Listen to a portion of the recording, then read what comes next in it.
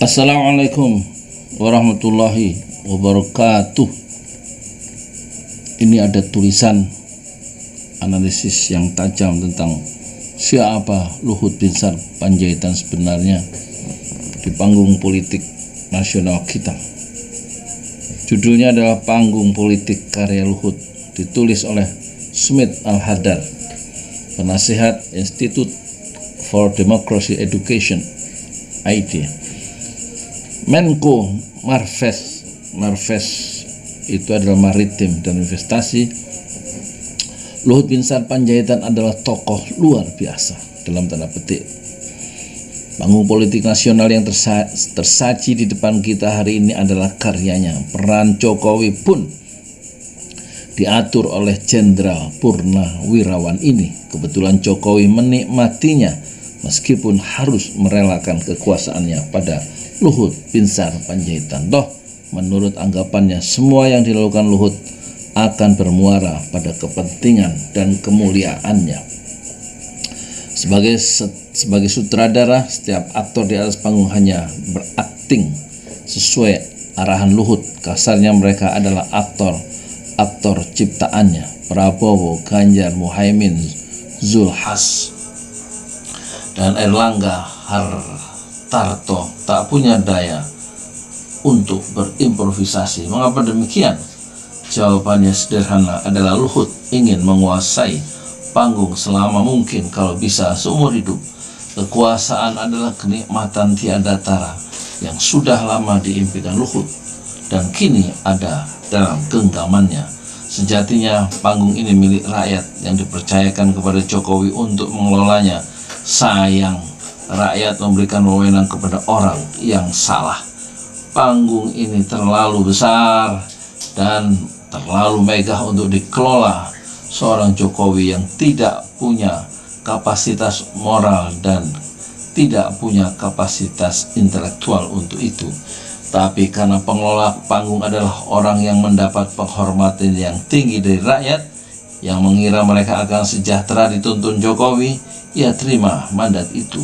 Toh nantinya ia akan delegasikan kepada pembantunya yang banyak akal, juga banyak niat. Dialah Luhut, pensiunan perwira tinggi yang dilatih untuk membunuh musuh. Kecuali PDIP, Nasdem, Demokrat, dan PKS, sisa 5 lagi parlemen yaitu Gerindra, PKB, PAN, P3, dan Golkar berada dalam genggaman Luhut. Dia meskipun tidak punya partai, terbukti mampu mengendalikan pemimpin parpol ini. Bahkan Nasdem dan PKS pun kendati mandiri tidak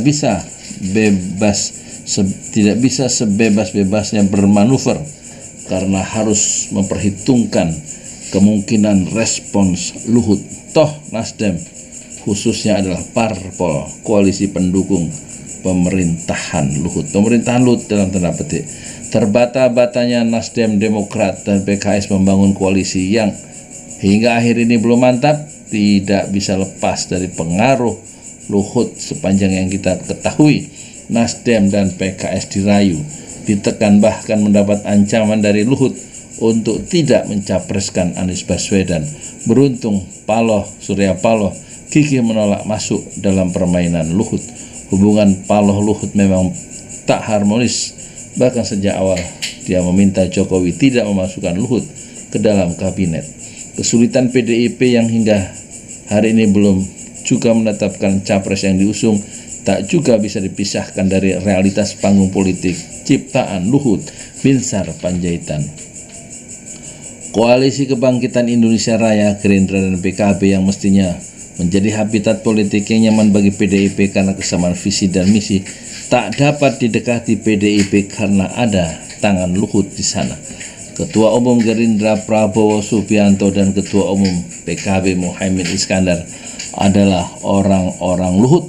Kalau Prabowo harus patuh pada Luhut untuk memungkinkannya bertahan di kabinet dan berharap mendapat dukungan Jokowi bagi pencapresannya, Caimin adalah pasien rawat jalan. Kenapa pasien rawat jalan? Jangan lupa ada kasus Duren ya. Duren Ya, semua orang sudah tahu. Sementara Luhut adalah musuh besar Ketua Umum PDIP Megawati Soekarno Putri sejak lama. Sebagaimana Paloh, Mega pun menentang keinginan Jokowi merekrut Luhut ke dalam kabinetnya sejak awal pembentukan kabinet pada 2014. Luhut Binsar Panjaitan adalah sahabat bisnis Jokowi sejak Jokowi masih menjabat wali kota Solo.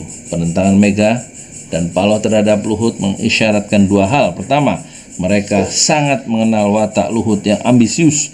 Kedua, mereka tidak percaya Jokowi yang lemah dapat mengendalikan Luhut Binsar Panjaitan. Di kemudian hari, apa yang ditakutkan keduanya jadi kenyataan. Karena sangat bergantung pada visi dan otaknya, Luhut menjadi penguasa sesungguhnya di pemerintahan Jokowi. Menteri-menteri PDIP dan Nasdem pun tak berkutik di hadapannya. Kebenciannya Mega terhadap Luhut kian mengkristal karena Jokowi ternyata lebih patuh pada Luhut ketimbang dirinya. Lebih sial lagi, teater politik nasional hari ini tak berpihak pada PDIP.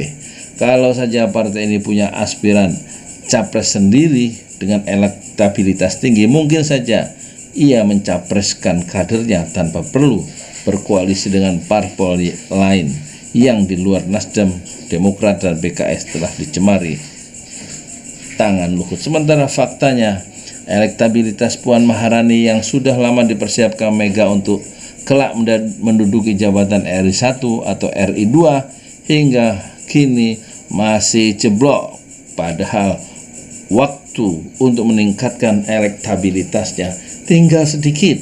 Sebenarnya PDIP punya kader populer dan konsisten berada di tiga besar sebagai aspiran capres bersama Prabowo dan Anies. Namun lagi-lagi Ginanjar adalah orang Jokowi, baca titik 2 Luhut, karena merupakan pasien rawat jalan sebagaimana Caimin, Hartarto, dan Zulhas. Ganjar berada di bawah ketiak lutut. Pasien rawat jalan ini maksudnya orang yang ada masalah ya, sehingga bisa dikendalikan oleh Luhut ya. Kalau Ganjar itu berarti kasus IKTP yang disebut-sebut oleh siapa, Novianto itu, Setia Novianto. Ganjar pernah menerima uang, disebutnya di pengadilan ya, uang dalam konteks ini proyek IKTP. Itulah yang disebut pasien rawat jalan. Sekiranya ia menjadi presiden, di mata PDIP akan terjadi deja vu. Ini apa istilah bahasa Prancis ya? Pengalaman dengan pemerintahan Jokowi yang dikendalikan Luhut akan terulang. Ganjar juga akan merekrut Luhut ke dalam kabinetnya sebagai balas budi. Inilah yang menjelaskan mengapa PDIP bukan saja menjauhi Ganjar, tapi juga membunuh karakternya. Bergabung dengan koalisi Indonesia Bersatu juga tidak memungkinkan karena koalisi ini milik Luhut. Dialah yang membentuknya. KIB yang digadang-gadang akan mencapreskan Ganjar, sehingga diharapkan akan memaksa PDIP bergabung ke dalamnya, gagal total. Tanpa dukungan PDIP, nilai jual KIB bersama Ganjar tidak signifikan. Kalau PDIP bersedia bergabung dengan KIB asal kader partai itu di luar Ganjar menjadi capresnya, misalnya Puan, syarat ini tidak akan diterima karena di luar Ganjar PDIP tak punya kader potensial untuk memenangkan Pilpres. Sepintas nampak Luhut di mana-mana, namun terbukti kemudian Luhut tak sepenuhnya menguasai panggung karena ia tidak dapat mengendalikan Surya Paloh. Luhut tidak berpikir penting yang mengendalikan Paloh, mungkin karena dia sudah merasa aman.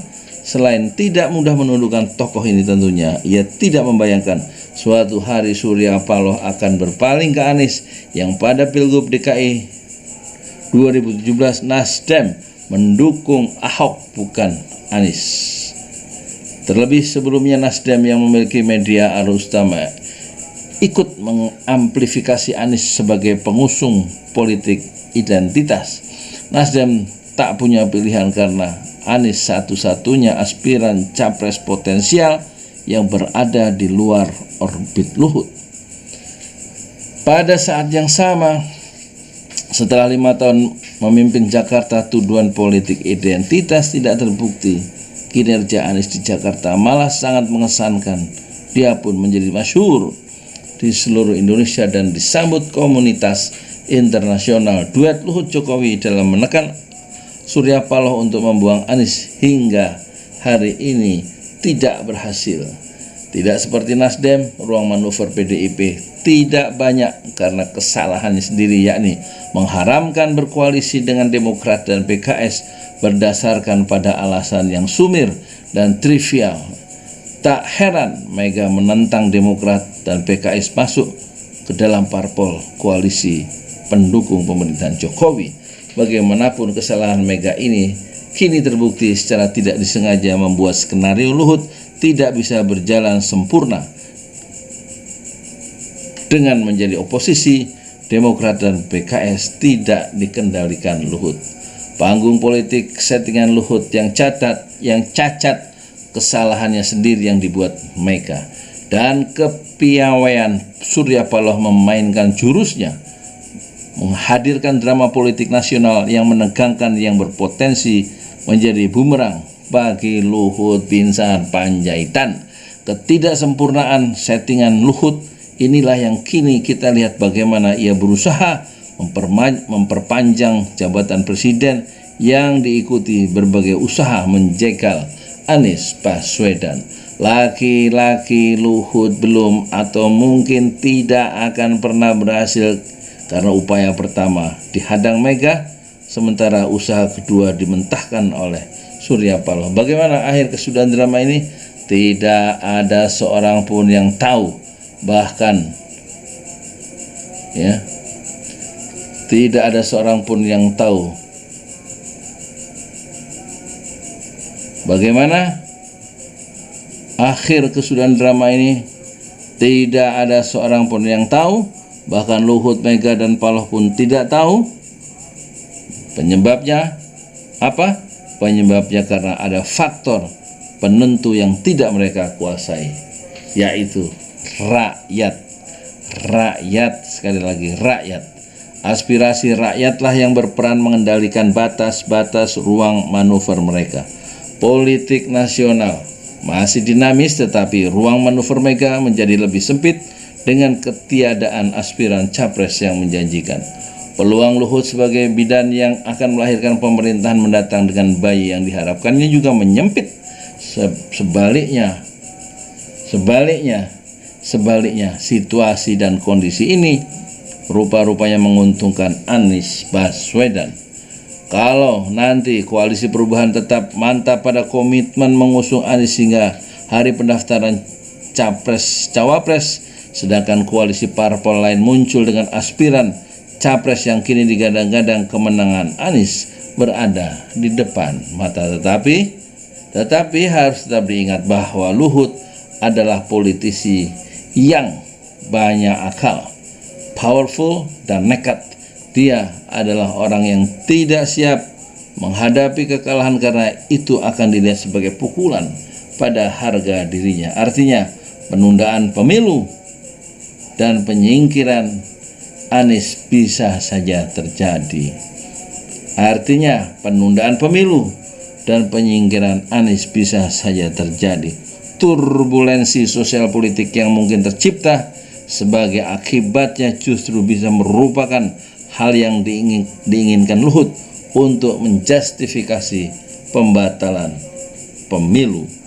Tangerang Selatan, 5 Maret 2023. Satu tulisan yang sangat tajam analisisnya dari Smith Al-Hadar. Smith Al-Hadar terkenal sebagai kolumnis yang blak-blakan, dan dia sekarang menguliti, membongkar siapa Luhut Binsar Panjaitan yang sangat berbahaya itu. Menurut Hasan Basri, Faisal Basri, bukan Hasan Basri, Luhut lebih berbahaya dari COVID-19. Assalamualaikum warahmatullahi wabarakatuh. Itu penuh dengan berkah, penuh dengan kebaikan jika orang itu selalu gemar bersedekah fi sabilillah, di jalan Allah. Ini Masjid Enam Syuhada lagi dikunjungi sama Ketua Hilmi. Modal awalnya berapa Pak Yudi Pramuko? 750.000 750.000 rupiah aja. Jadi ini 500 jutaan nih barang. Sekarang udah habis 310. Masya Allah, tuh udah pakai keramik, laponnya tinggal. Granit tuh kayak marmer. Tuh, Masya Allah nih, sampai juga kita ke sini. Masjid Enam Syuhada, ngapa namanya Masjid Enam Syuhada, Ya, Pak Yudi? kita mau mendokumentasikan perjuangan dakwah nama anak muda pengawal Habib Rizik Syihab itu. Masya Allah. Yang dibunuh sama orang jahat di kilometer 50. Kilometer 50 ya. Itu kan simbol memperjuangkan dakwah itu kita harus memberikan segalanya untuk Islam kan ya, untuk Masya dakwah Islam. Allah. Dan nama anak muda itulah yang sudah memberikan segalanya untuk Islam. Masya Allah. Apa nanti nama pemuda itu ada juga di sini mungkin diterahkan? Mungkin namanya 6 syuhada. 6 syuhada itu, Iya, 6 syuhada dipasang di sini, 6 syuhada. Bip Ali, apa yang dikomentarin dari ini semua, Bip Ali? Masya Allah, luar biasa. Dari uang 700.000, kalau pengen ternyata bisa. Bisa. Allah kirim. Tuh, bisa. Ya, Masya. dengan masuk satu gang kecil, tapi Bapak ini luar biasa. Kecil tuh. Oh, Masya Allah ya. Satu call aja. Masya Allah. Perjuangan Pak Yudi Pramuko, YouTuber sejagat paling tua. Tertua di semesta. Tertua di semesta. Masya Allah. Tukang donat. Tukang donat. Tukang donat dari Paru. Ini saya laporkan dari lapangan ini, langsung dari Masjid Enam Syuhada. Masya Allah. Dan ini dia. Dalam lihat ah. Tuh lihat tuh masjidnya, tuh imamnya di situ tuh. Malam-malam lagi kita, Masya Allah, masih kurang nih. Atapnya katanya transfer aja dari rekeningnya di bawah tuh lihat.